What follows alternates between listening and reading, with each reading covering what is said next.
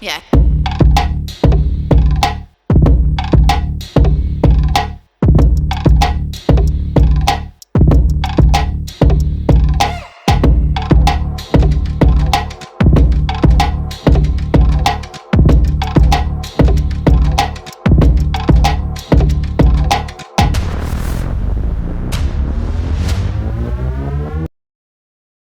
Hello, everyone, and welcome back to Dizzy World. And today we are talking about BELA Bill that was signed by President Cyril Ramaphosa on Friday the 13th. And this day is considered an unlucky day in Western superstition. Yes, it was an unlucky day for some of the political parties that were opposing the bill. And what is BELA Bill? And why some political parties were opposing the signing of this bill? BELA Bill is the Basic Education Laws Amendment Act, and it amends sections of the South African Schools Act of 1996 and the Employment of Educators Act of 1998 to account for the developments in the education landscape since the enactment of the original legislation. The amendments are a response to the court judgments that protect and give effect to the Bill of Rights. And now, the aims or notable clauses in the Act. It tightens homeschooling rules / requirements. It criminalizes parents with children not at school. It limits powers on language. It makes grade R compulsory, reaffirms prohibition of corporal punishment. You see, this one of prohibition of corporal punishment, sometimes it is confusing to me because there are people who say spare the rod and spoil the child. But it's not for me to decide. I am not the government anyway. And now there are criticisms of this bill. And what are the criticisms of this bill? Some or those who criticize this bill say it undermines SGB authority. It centralizes decision-making power. Provincial HODs to decide on language and admission policies.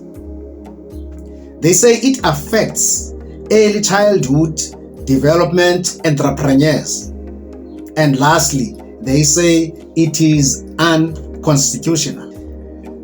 Now there's a clip that I saw from Umgosi Entertainment Channel, which simplifies everything.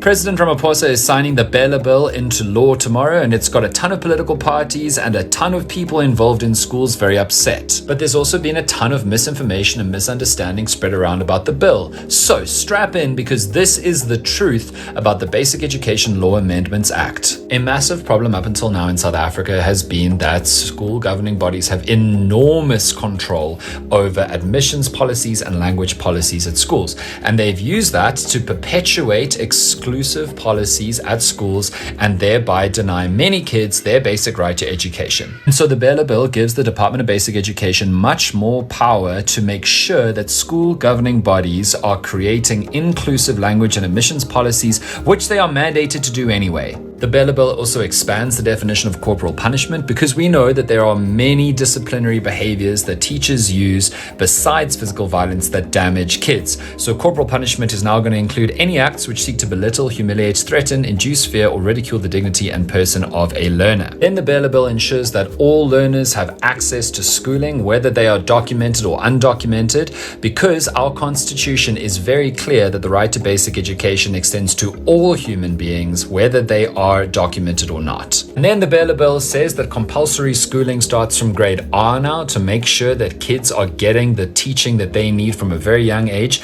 and that the right to basic education extends to grade 12, which allows us to make sure or force the government to provide for education opportunities for learners all the way until matric. And then the BELA Bill also is increasing the penalties on parents who don't ensure that their kids are going to school, which I don't think is great, because I don't think threatening parents with jail time is going to be an effective way of making sure that they get their kids to attend school. I actually think it'll be counterproductive. There are some criticisms of the BELA Bill. The first one is that this basically amounts to school capture because it gives the Department of Basic Education too much power over our schools. But I would respond to that by saying, well, currently the SGBs of schools have pretty much perpetuated inequality and exclusionary practices in schools. So if they can't be relied upon to do the work that they're supposed to do, that is the moment that the government steps in and makes sure that our Constitution is being followed. And then some people are saying if you give the Department of Education the power over language policies, that's basically going to lead to some languages being cancelled and driven out of schools as languages of instruction. In particular, some people are saying, oh, this is going to be the end of Afrikaans schools, which it's just not, because the BELA Bill gives the Department of Basic Education the power to make a school add a language of instruction if it deems that there are kids in and around the school's catchment area that need to be catered for who can't learn in the languages of instruction that already exist in a school. So if there's an Afrikaans school or any language school, the BELA Bill gives the department the power to say, also teach in this language. Don't replace, don't cancel the language you're teaching in, but also teach in this language too. And then there's just a bunch of wild nonsense, pure fake news that has been spread around about the bill that we should just deal with. The first one is that somehow people have been led to believe that the BELA Bill is going to give teachers and schools the power and authority to intervene in learners' pregnancies and even make them get abortions. Newsflash, that is absolutely not true. Secondly, there's this nonsense that the BELA Bill will strip all power from school governing bodies and centralize it with the Department of Basic Education. That's absolutely not true. The truth is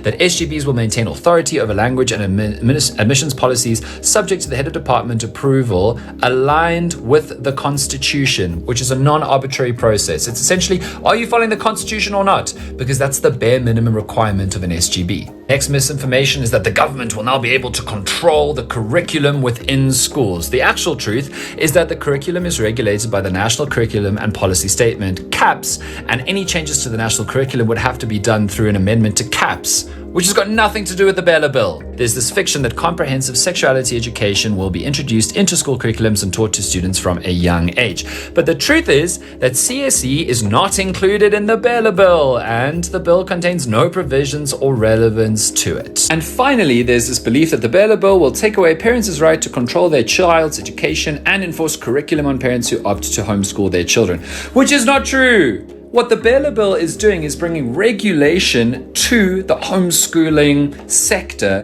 that has largely been unregulated up until this point. The BELA Bill is just going to make sure that homeschooled kids are getting appropriate and effective education, because if you've met some homeschooled kids, some of them have been taught some fruity nonsense by parents who frankly are not good teachers and don't have a brilliant grip on reality. And so the BELA Bill just is going to make sure that even those kids are getting their rights to a decent, appropriate basic education satisfied and provided even as they're being homeschooled. So now you know. What happens to the BELA Bill now? Is it something that you're going to put on the agenda of the national dialogue? Well, the BELA Bill is a non-negotiable for us. The right of school governing bodies to determine the language policy of a school is a red line for us, and the NC's been aware of that from day one. So, good people, that was the clip. Now let's continue. Now, the way I feel about this bill and the opposition to it.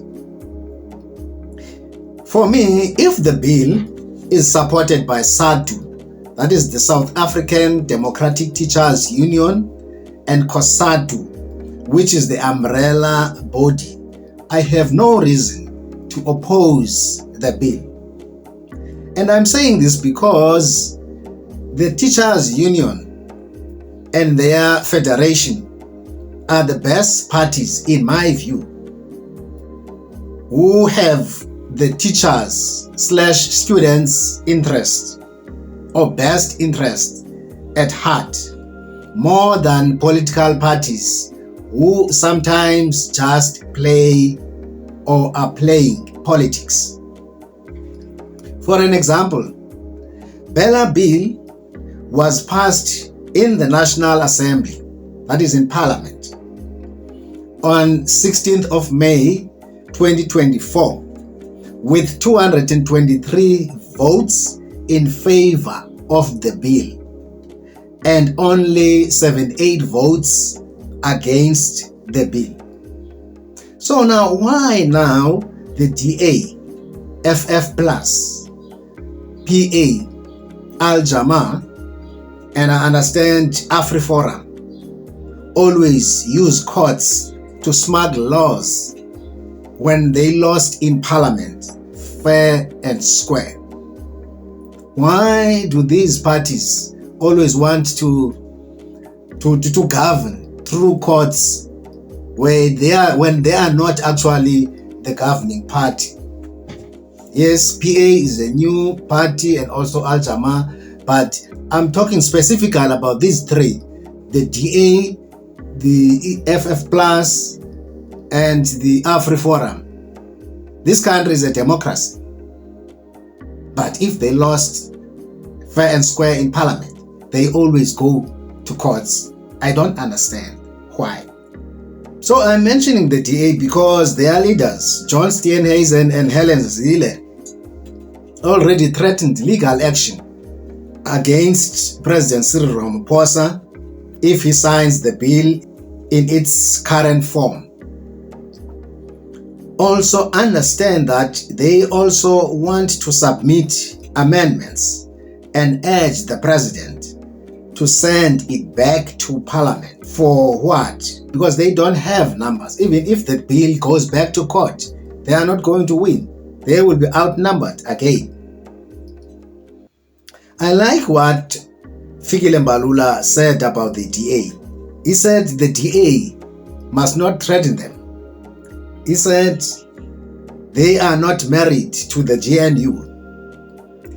They have got other options. And if the DA wants to walk away, they can walk. That's what Fikile Mbalula said.